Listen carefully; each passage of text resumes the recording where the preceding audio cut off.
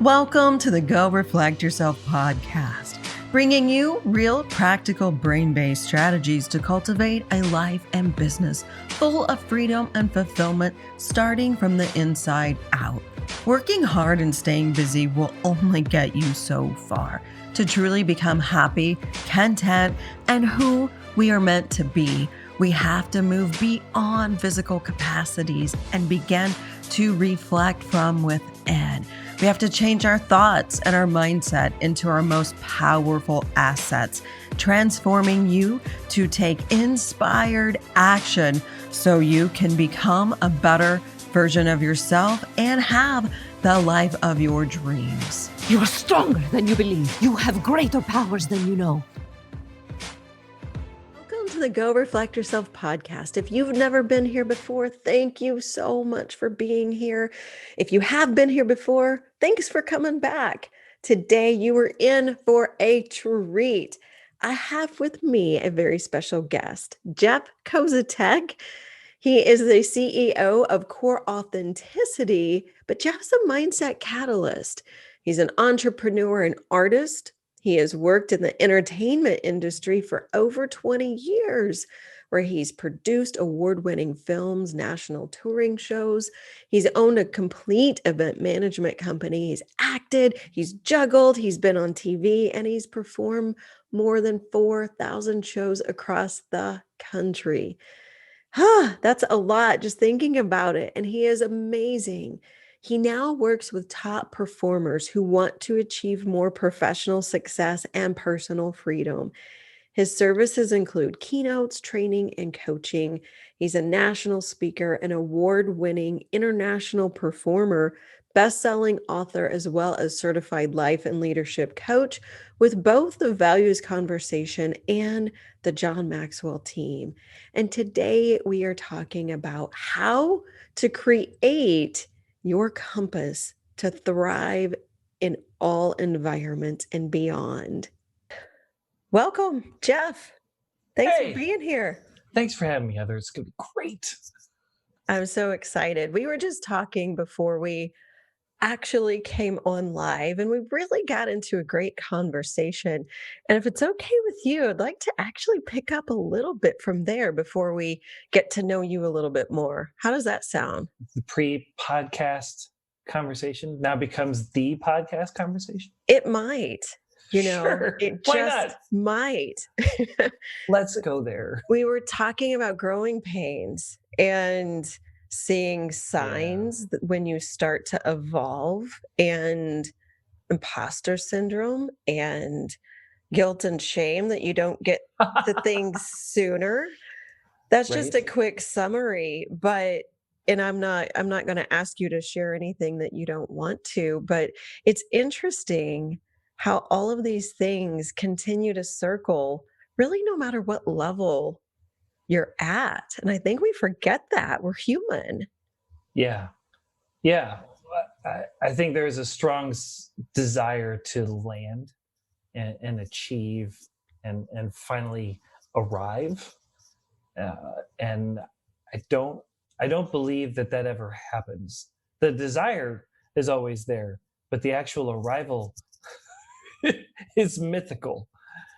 And we so badly we really want it, and we think that it's somewhere outside of ourselves that we're constantly pursuing, or there can be a strong temptation to do that, which is why I'm constantly preaching intrinsic value, the personal worth that never changes, that allows us, if we stand on that foundation, it allows us to set down the imposter syndrome, allows us to grow and to listen to those promptings that we were talking about earlier.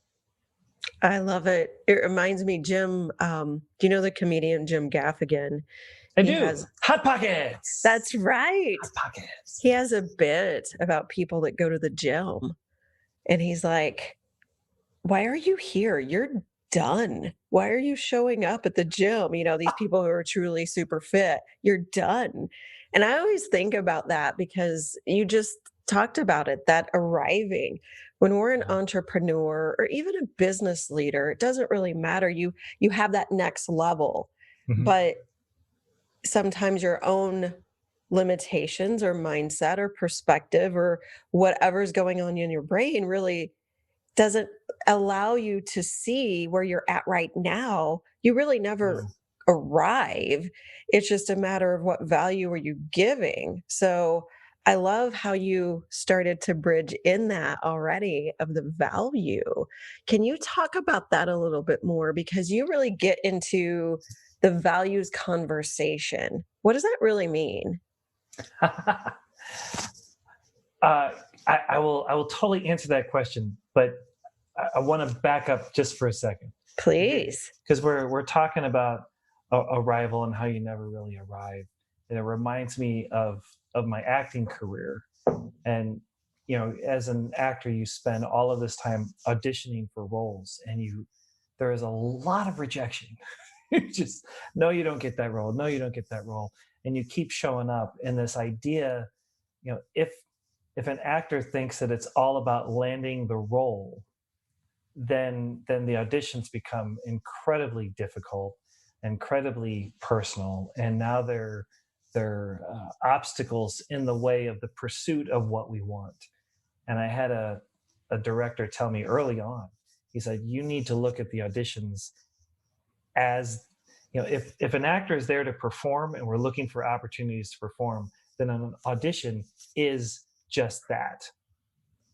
That is what you're looking for. You're looking for an opportunity to perform. And in the case of the audition, you are performing for the director, the caster director, the producers. Sometimes you get to do it multiple times. But if that's really what it's all about, then you're doing it right there. Like, you have arrived. You don't have to land the part. And by shifting the mindset to really appreciate the audition as an opportunity to do what you love, the actor will show up a lot more confident, a lot more relaxed, more accessible, and ready to respond and play off of the other actors in the scene. They're more moldable and directable, which Mhm. makes them more attractive to the director. Like, oh, well, I would love to have that person on my set. And so you find that the rejections come less often when you approach it from that perspective. So it's not about landing the role, it's about showing up to really appreciate the audition. Landing the role is just icing on the cake. So not being tied to the outcome. We hear that all the time in sales, if you're tied or Yeah, married or attached to the outcome.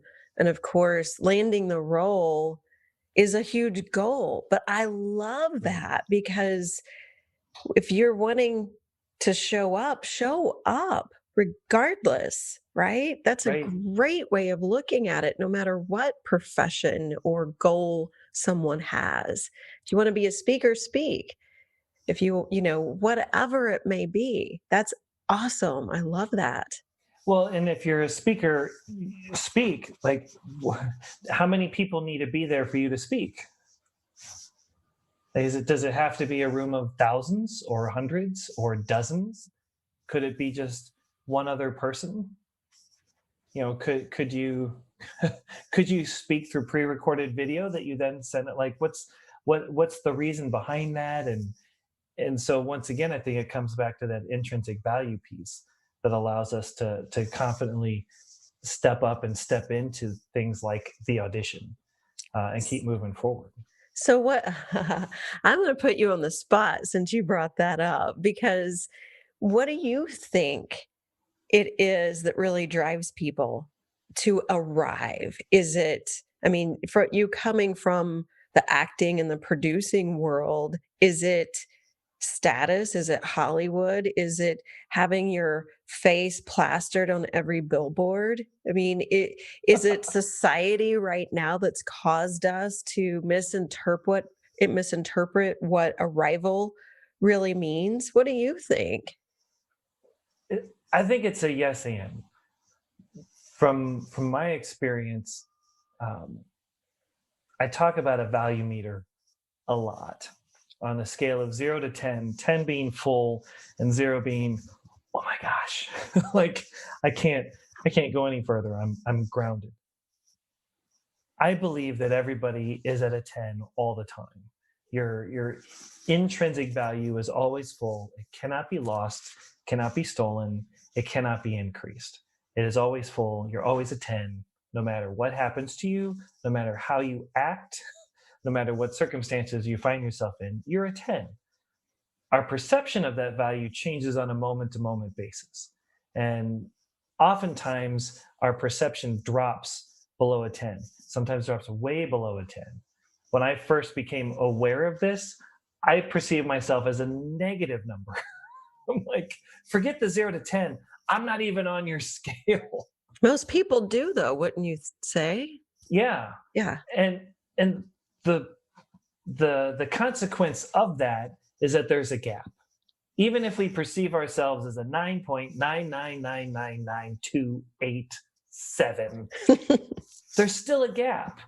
Mhm. And what I've seen through my studies as a coach, through my studies as an actor, through observing hundreds of thousands of people through the various shows and events that I've managed and produced, is that when people see a gap or they perceive a gap, they will go into road rage to fill it.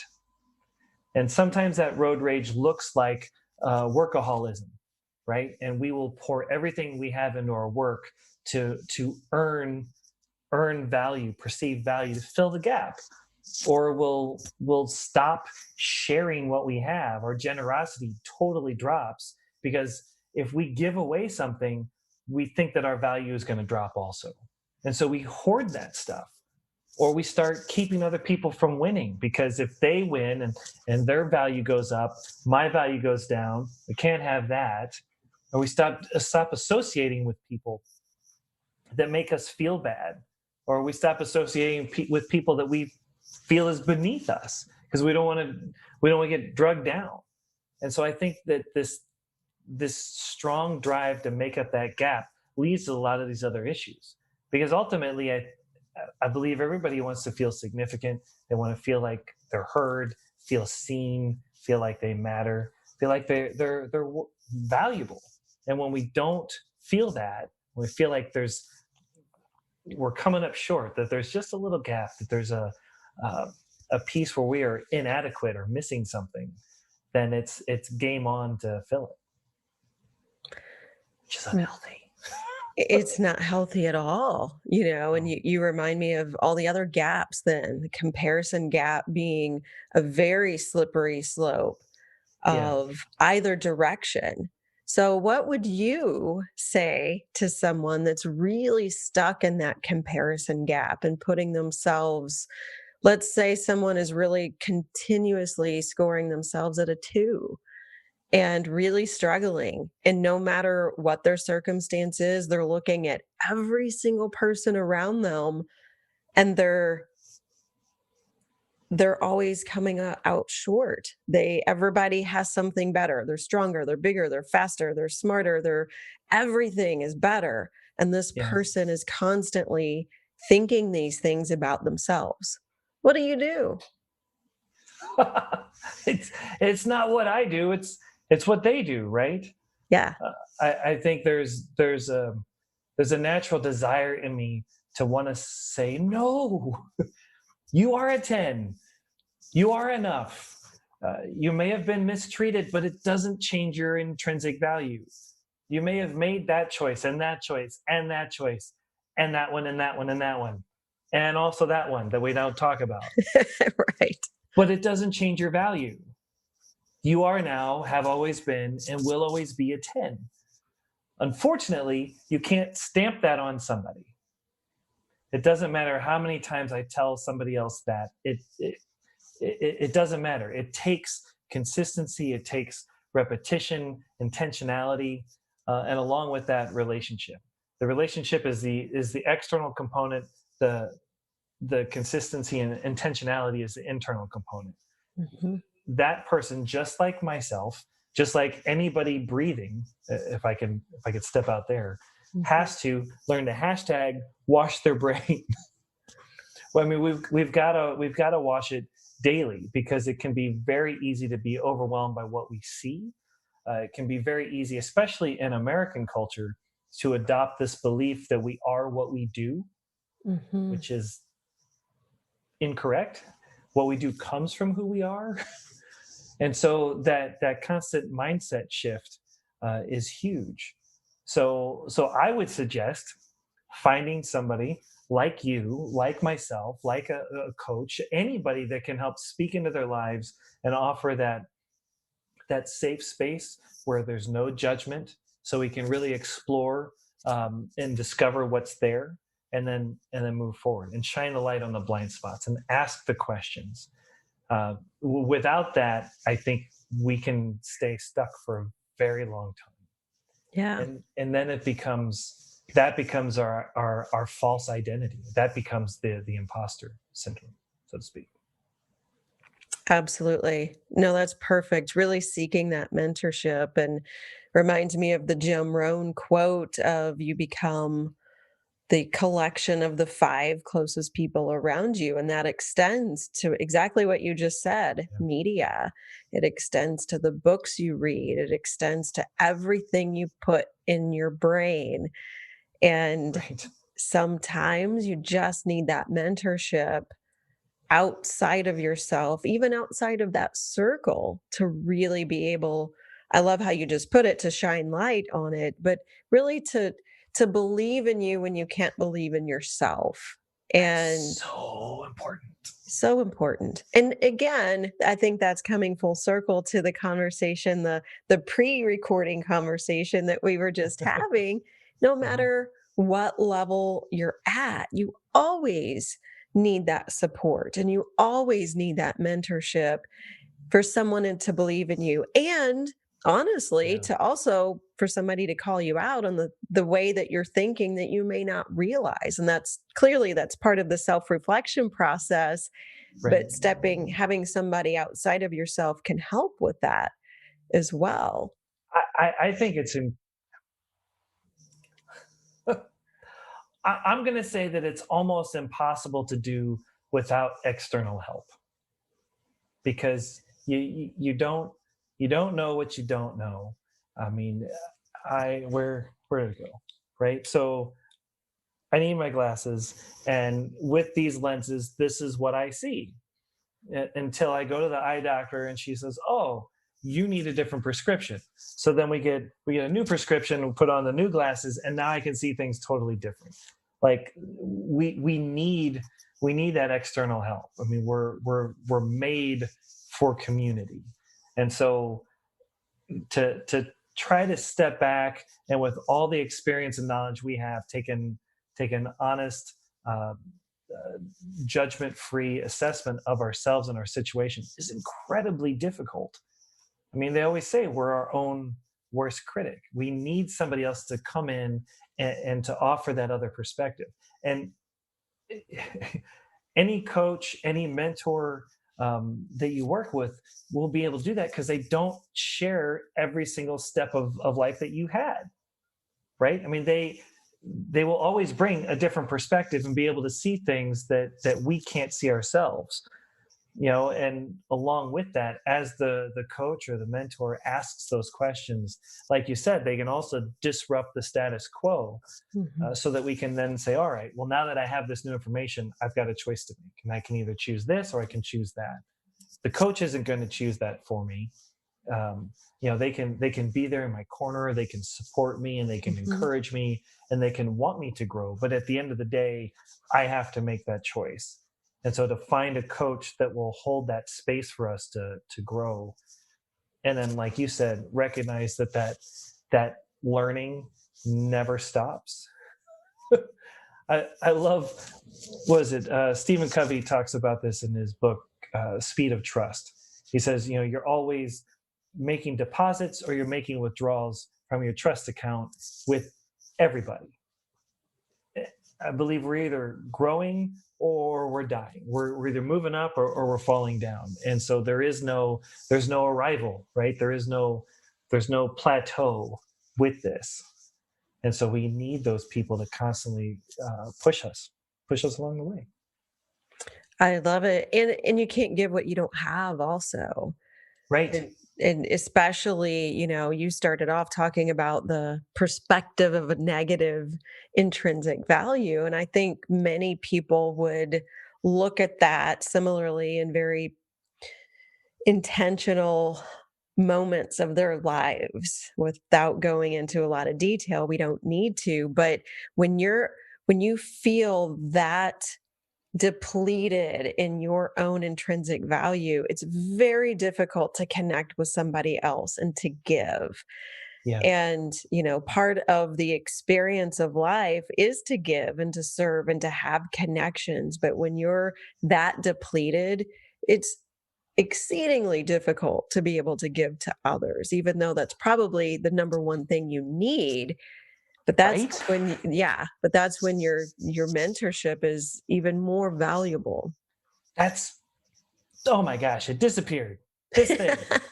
That's why I believe, if you if you're not seeing yourself as a 10, if you're seeing yourself as something less, you immediately pull out the judgment stick, and you're walking around and you're measuring people, you're comparing, you're competing. If you're an 8, you want to make sure that you're associating with other 8s.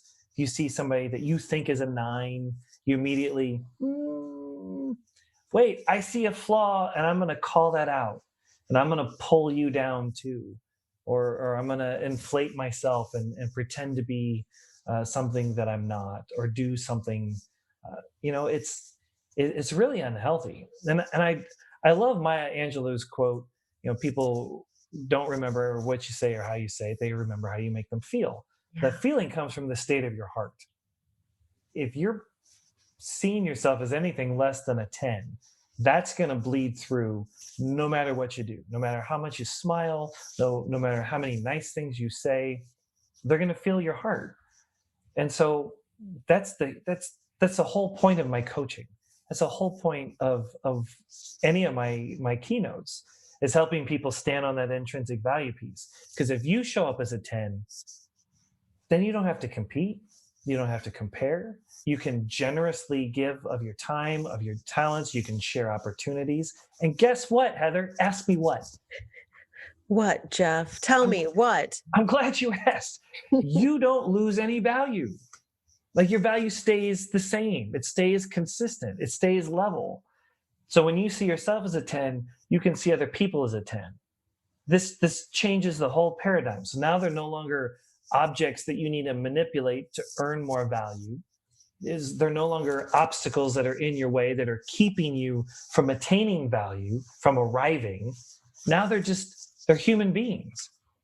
And then you can see them for who they are, and then you could come alongside. You could be generous with the help. You can serve them, and it's all good. Okay. So let me paraphrase. Are you telling me that when people feel good about themselves, they're able to give and see the best in others as well?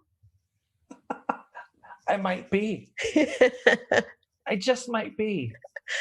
I love that quote. It's one of my favorites. I have it plastered everywhere.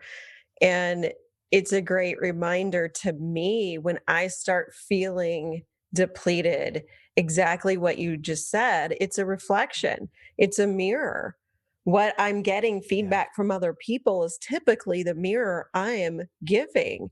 So when I really start thinking about how I'm showing up and making other people feel, it's a Mhm. state of, I love what you just said, it's where my heart is.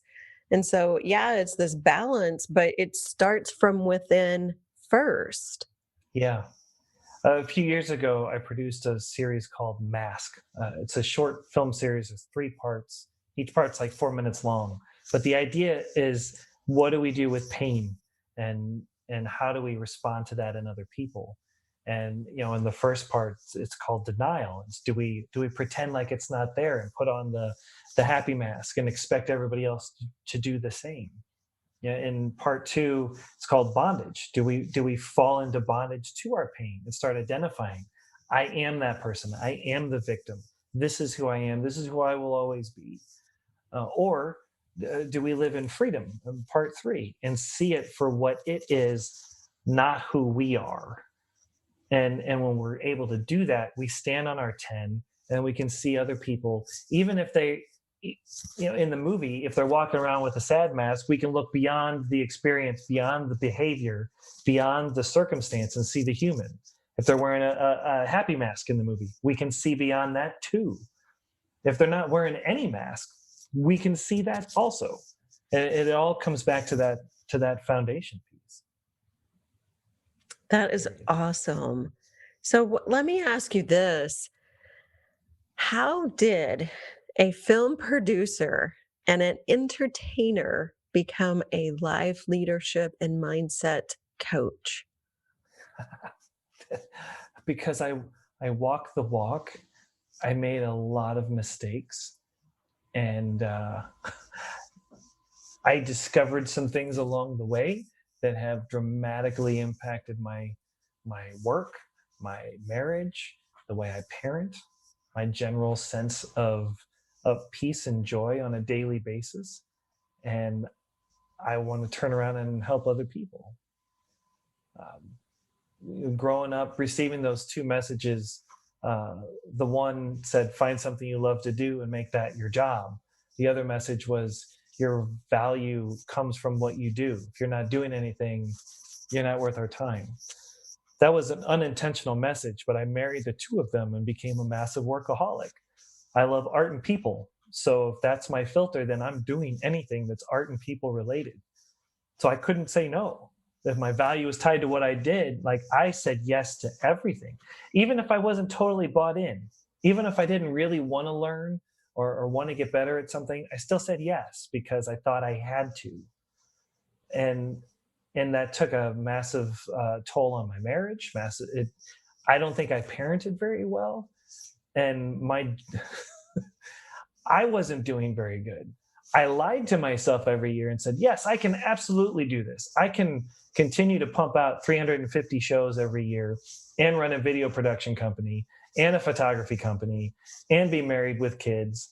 And I was lying, but it took a mentor, a coach, to come into my life, to disrupt my status quo, to ask those questions, and to offer that safe space so that I could get real with myself, be real about where I was and where I had come from, and then get really crystal clear on where I want to go and who I want to be, and then start walking with me through that process.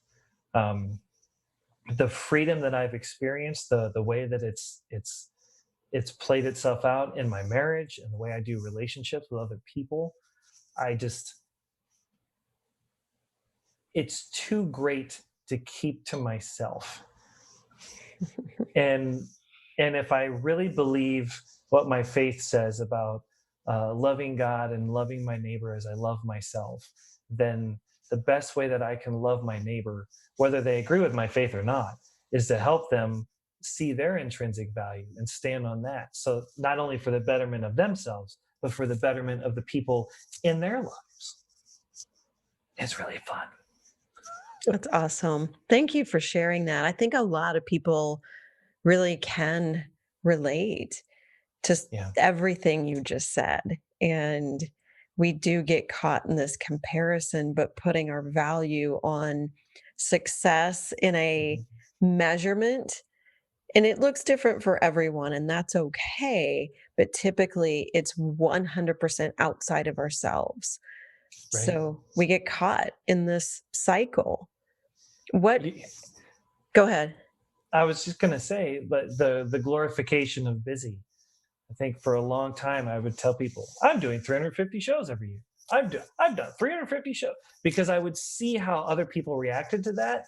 And usually it would be like, oh my gosh, you know how many days there are in a year? Yes, I do. I do 350 shows. Let that sink in. It was years ago, I would say that because it was a play for value, a play for respect and significance. Or on the other hand, if I'm looking for value in my circumstances, often playing the part of the victim, I'd say, look at everything I had to go through just to get here today. Like I worked an event, and there was a volunteer that had a name tag. We're just going to call him John. and the name tag said cancer free John. And it just broke my heart, because John is more than his circumstance. I hate cancer, like, a lot. My wife works in cancer research. We're around it often. I've lost family and friends to cancer. And when I look at John and I see him identifying himself by his circumstance, by the thing that he came through, that he overcame, right? He had victory, cancer free. He had it. Now he doesn't. That's awesome. And at the same time, if John finds his value in what he's overcome, what happens if the cancer comes back? Yeah. You know, and he's more than that. That is amazing. That is something worth celebrating and being really excited about, and not making his identity out of. Yeah. And when I saw that name tag, I thought, man, how many times in my own life have I paraded around my circumstances and the things that have gone wrong for me as a way to earn value and impress people? Look, I'm still here. I've been through all this, and I'm still here. I'm amazing. Like, you were amazing before. Yeah. You're amazing during, and you're amazing after. And even if things tank tonight, you'll still be amazing tomorrow. We're so taught that existential connection, though. I am this thing. I'm not Heather or Jeff having an experience within these moments of my life. I'm attached completely and entirely. We're just taught that. And unfortunately, it's a long cycle and a lot of patterns, and I call them our mental files, but we have a lot of mental files that unfortunately we need to rewrite. And we can. Yeah. That's the beauty, is we can, once we start seeing outside of ourselves, from detaching to that existential and really understanding, like you said, I'm that person regardless of my circumstances. Right. So how do you, in direct relationship to really thinking about, because it's hard, right? And people who are listening or watching this get it, but then they go back to, yeah, that sounds great in theory, but you don't know my situation, you don't know my circumstance, and right, and it can be hard, and we've all been there. I mean, some unfortunately have had to go through things that I never even want to think about, and vice versa. But my point and my question that comes from that is this idea of fake it till you make it. I'd like to know what you think about that, because that's one of the I have very strong feelings about that phrase. Me too. That's why I'm asking. Yeah. Yeah, my friend Robin Hatcher is a speaker, and she says, "Own it while you hone it." I love that, because you're not trying to be something that you aren't. You're not trying to lie to yourself or lie to other people until you have arrived. Fake it Right. until you make it. The own it while you hone it, I think, acknowledges the audition. It acknowledges the journey and the continued growth. And it's, when she says hone it, it's not perfect it. It's you're continuing to improve. And it's being real and owning where you are now, and recognizing that you're on a journey, and where you are today may not be where you are tomorrow. I just, yeah. When you said earlier, people might be listening or watching and think, yeah, but you don't know my story. That's something I laugh, because I totally relate to that. When I sat down with my coach for the first time, we were doing a radio interview for an event coming up. And while we were off the air, I was telling him that I was having focus issues. And that I spent 4 years trying to figure this out. My performing career was maxed. My video career was maxed. My photography business was maxed. I'm trying to be a good husband, a good parent, and take time for me. And it just wasn't enough. Like I needed more income, but I couldn't grow any of my business. I needed to be there more for my wife, and I couldn't. I needed to be there for my kids. I needed to take time for me. Like none of that was an option. I had to focus, but I did not know how to do it. And he said, I can help you in an hour. And my response was, no, you're not hearing me. You don't see where I'm coming from. Mhm. I've spent 4 years on this. Nobody can help me. What makes you think you can? Right? And he's like, no, for real. Give me an hour. And I was really adamant with him. Like, you don't understand. You don't see me. 4 years. You're like, dude, you've not lived my life. You have no idea what I've been through. Right. And so Mhm. he goes, okay, fine. Give me 2 hours. And I was like, okay, all right, let's see what you got. And he did just that. And after years of being coached with them, I went back and I asked him to certify me to do the coaching for other people. That was the beginning of my journey to standing on intrinsic value. So now, as a coach, I help people with 3 things. Can I do that? That's still in the No, I see you. You got 3. 3 things. So I help people clarify what their compass is. I help people with their mindset because their mindset matters. And I help people really get really clear about who's on their team. So I believe you need all 3 of those to have clarity and confidence today, even when tomorrow or tonight is uncertain or up in the air. And if you've got your compass, you know who you are. The compass has 4 pieces. It's your worth, your 10, your values, which goes back to your initial question that we never answered, your identity, and your purpose. And when you know those 4 things, you'll know what true north is, no matter what situation you find yourself in. It will always tell you where to go next. But to take that step, you need a mindset. That's where the energy comes from. That's the fuel in the car. And so that's why on the compass, you've got the compass on one side, you've got the mindset on the other side. Mhm. These things are the things that you can control on a day-to-day basis. If your mindset is off, guess what? A thought away, you can adjust it. You can do what does Mel Robbins call it? A mindset reset. Mhm. You don't like your mindset, you reset that mindset. Right. And if you add to that your team, I talk about this in my book. It's habit 26, fellowship, which you can't see, so you just have to go by it. But fellowship is all about the people that you have in your life. Mhm. I saw a lot of things recently on LinkedIn about these are the characteristics that you want to in the people around you. And I love that. There are also 4 roles that we really need to make sure are all filled.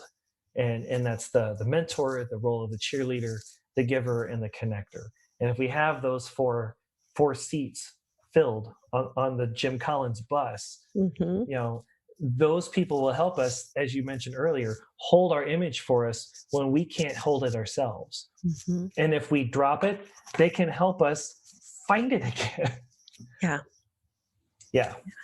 I think that's my take. beautiful. And for me, and you can agree or disagree, I'm not going to put you on the spot, but to start with that self reflection, that's why this podcast is called Go Reflect Yourself.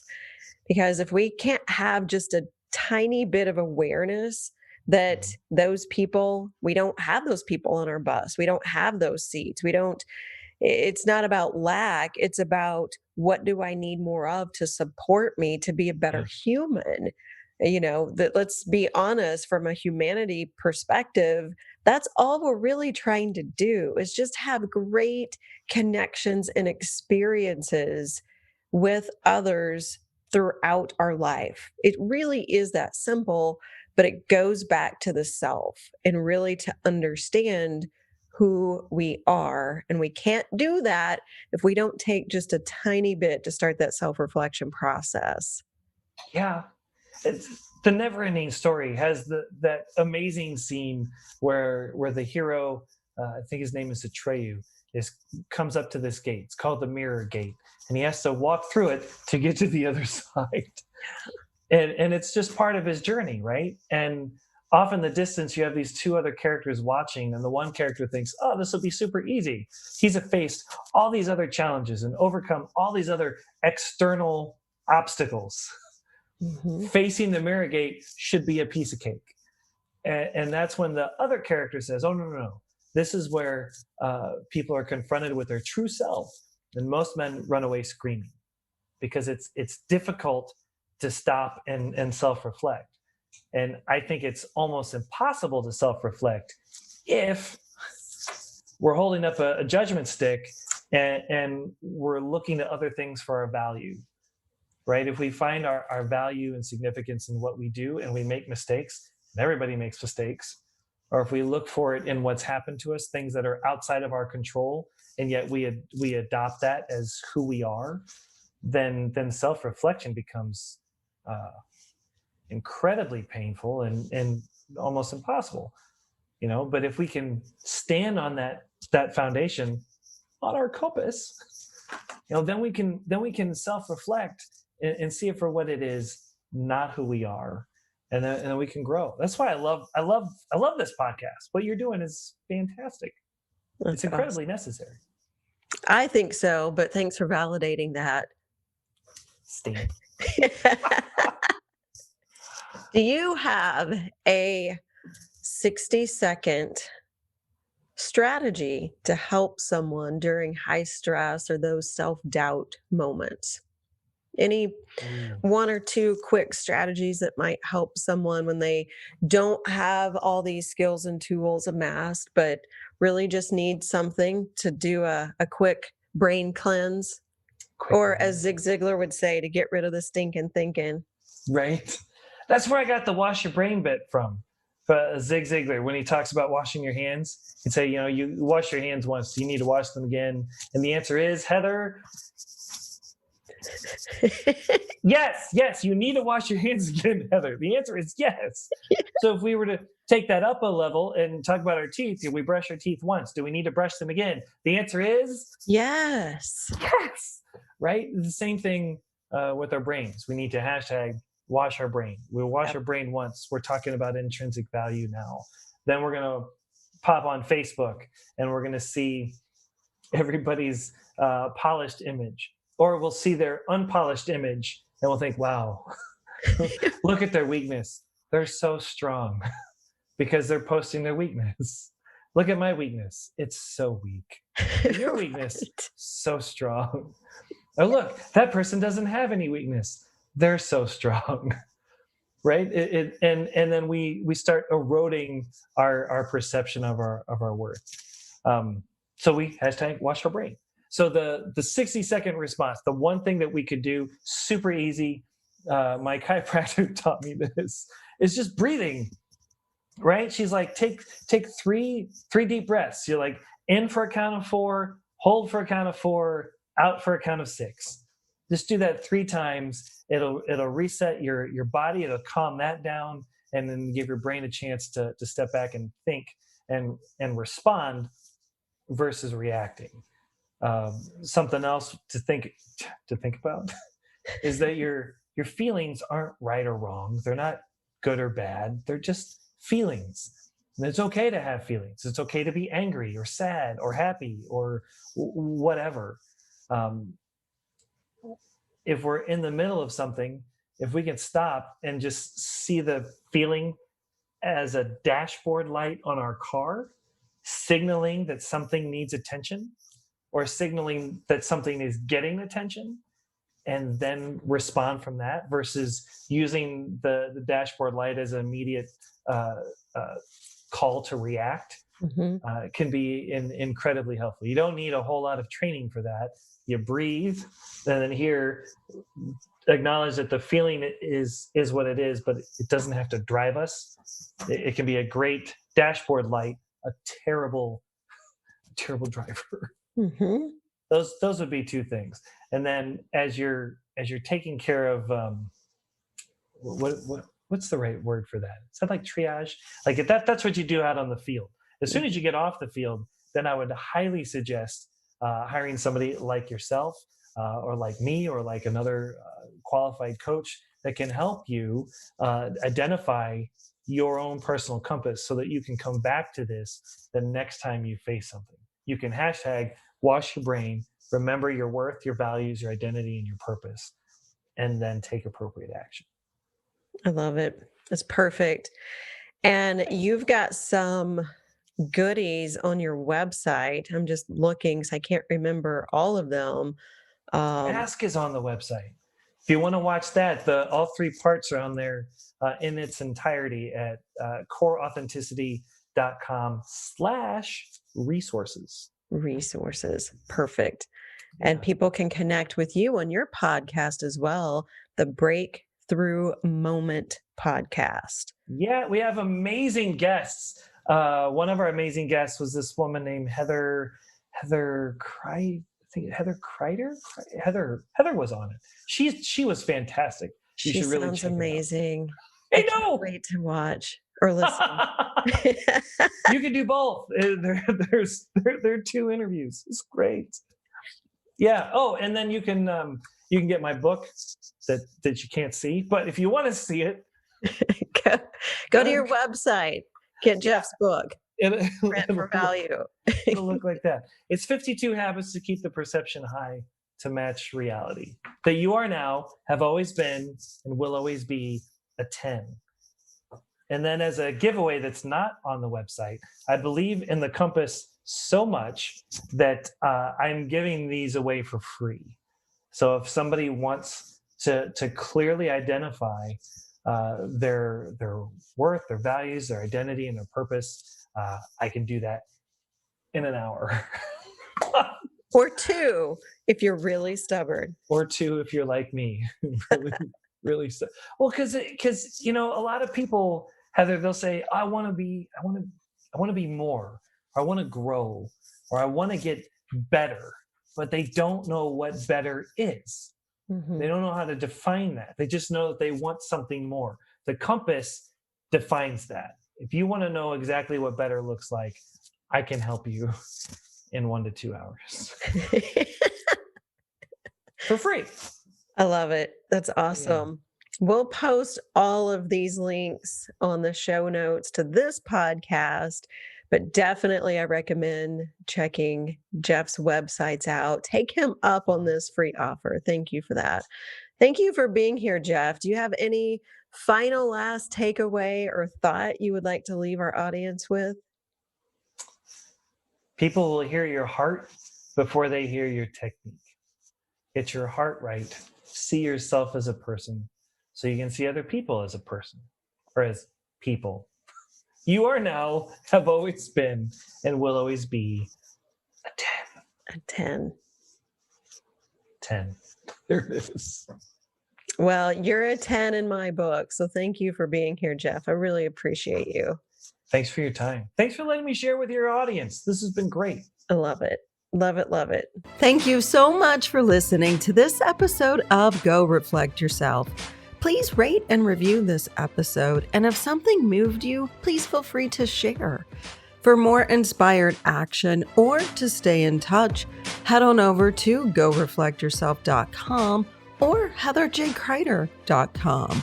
You can also take the growth mindset quiz and learn where your current growth mindset lies. Stay in touch on all social media at Heather J. Crider. Until next time, this is your host, Heather Crider, and I am challenging you to go reflect yourself so you can discover and become who you are meant to be.